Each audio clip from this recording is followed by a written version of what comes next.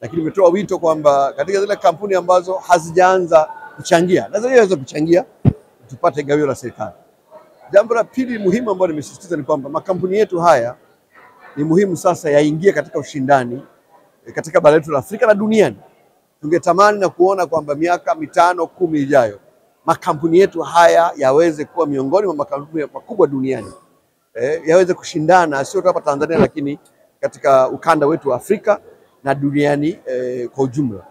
Na jambo la tatu muhimu ni kwamba nimewaeleza umuhimu wa kuhakikisha kwamba mipango yao yote inaendana na mipango ya maendeleo ya serikali, kwa sababu utendaji wao wa kazi na mambo yao yote wanapaswa kutoa mchango katika ile direction ya nchi inapokwenda katika mipango yetu ya uchumi.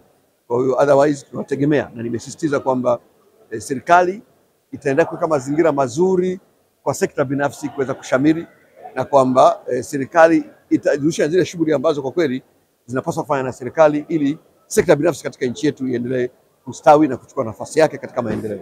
Zimeanza kushindana, lakini wito ambao tunatoa hapa ni kwamba zina nafasi. Ukiangalia kwa mfano baadhi ya kampuni tayari zipo nje. Tunapozungumza tunayo makampuni 10 yakifanya kazi nje, lakini yana nafasi ya kuweza katika makampuni makubwa katika Afrika yawe makampuni makubwa duniani, kwa sababu uchumi wote duniani ambao tunaofuata unaendeshwa na makampuni. Bila kuwa na makampuni makubwa katika nchi uchumi hauwezi kukua. Kwa hivyo wanafanya vizuri, lakini wito wangu ni kwamba they can do better. Tuende tukashindane duniani. Kwa mfano kila mwaka majarida huwa yanachapisha makampuni makubwa 500. Tunataka kuona na sisi makampuni yetu yanaingia huko miongoni mwa makampuni makubwa duniani 500. Tutafurahi kuona kwamba kampuni moja hapa Tanzania lipo mle ndani. Ni mwanzo mzuri. Nafasi ya kufanya vizuri ipo, lakini tayari tumeshaanza. Ni mwanzo mzuri na tunaamini yuko mbele tutafanya vizuri zaidi. Tuna la kujifunza kutoka uendeshaji wa makampuni kutoka sekta binafsi, namna ya kuweka mitaji, namna ya kuboresha management, lakini vile vile muhimu hapa natuambia kwamba ni muhimu kuimarisha sekta binafsi kwa sababu ndio inaweza kutoa mchango mkubwa zaidi katika uchumi wetu. Kwa hivyo huko mbele serikali ni kuachana na makampuni ambayo yanafanya shughuli ambazo zinaweza kufanywa na sekta binafsi, ili sekta binafsi ifanye vizuri kwa sababu ina mchango mkubwa zaidi kuliko sekta zingine.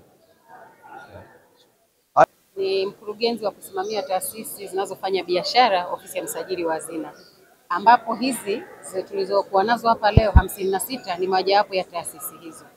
Na taasisi hizi serikali ina uwekezaji wa trilioni 2.8 ambao ni uwekezaji mkubwa sana, lakini zimeendelea pia kutupa gawio. Mfano tukiangalia mwaka jana tulipata bilioni 195 kutoka bilioni kama 58 miaka 4 iliyopita. Huu ni ongezeko la 230% na zaidi. Kwa hiyo tunaona kwamba huu ni mchango mkubwa ambao umeendelea kukua kwa wastani wa 50% kila mwaka. Lakini tunaamini kwamba kwa uwekezaji wa trilioni 2.8 tunaweza kupata michango mikubwa zaidi ya igawio, linaweza likapatikana kubwa zaidi ya hili, na ndio maana tuko hapa mahali hapa ili kujadiliana, kuangalia namna gani nini kifanyike, lakini matumizi ya teknolojia kama tulivyoona timu yetu ya mkutano huu, namna gani inaweza kutusaidia kuendelea kuchakata kuhakikisha kwamba tunapata mchango mkubwa zaidi kwa ajili ya kusaidia maendeleo ya nchi yetu. Na kuhusu mwongozo ambao tumeuzindua leo, ni mwongozo wa bodi.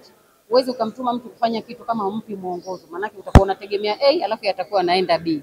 Kwa hiyo mwongozo huu umeonyesha ni vitu gani wanatakiwa wafanye, kwa maana ya kwamba nimekutuma kwenye bodi ufanye kitu gani na kwa namna gani kwa ajili ya kulinda maslahi mapana ya nchi.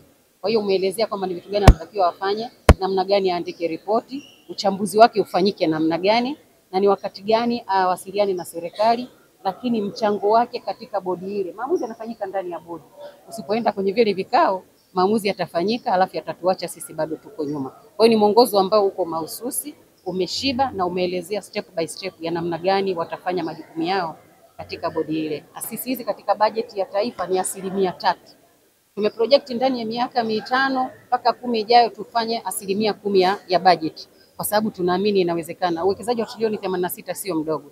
Kwa hiyo kutoka 3% iliyopo sasa hivi kwa miaka 5 ijayo tuweze kuchangia 10%. Tumefanya hesabu, tumeshaangalia maeneo gani ya kugusa zaidi ili tuweze kuchangia zaidi katika bajeti ya nchi kama mojawapo ya chanzo cha mapato. Habari hii inatokea jijini Arusha, inahusiana na hoteli ya kimataifa ya Parrot Hotel. Hoteli hii ina hadhi ya nyota 4 ya ukweli iliyopo Kaloleni jijini Arusha. Jengo lake ni la ghorofa lenye floor 13, vyumba 116 vya kulala vyenye hadhi tofauti. Hapa kuna executive suite, junior suite, executive, standard bedroom, double deluxe na twin bedroom. Parrot Hotel ndani yake ina migahawa miwili. Mmoja ni maalum kwa ajili ya kupata kahawa za aina zote. Sehemu ya pili ni ya kupata chakula pekee. Hapa kuna bar maalum yenye swimming pool iliyopo floor ya 3. Kuna kumbi za mikutano kubwa 2 na kumbi ndogo kwa ajili ya vikao. Katika Afrika Mashariki, Parrot Hotel kwa sasa ni hoteli ya mfano kutokana na ubora wa huduma zake.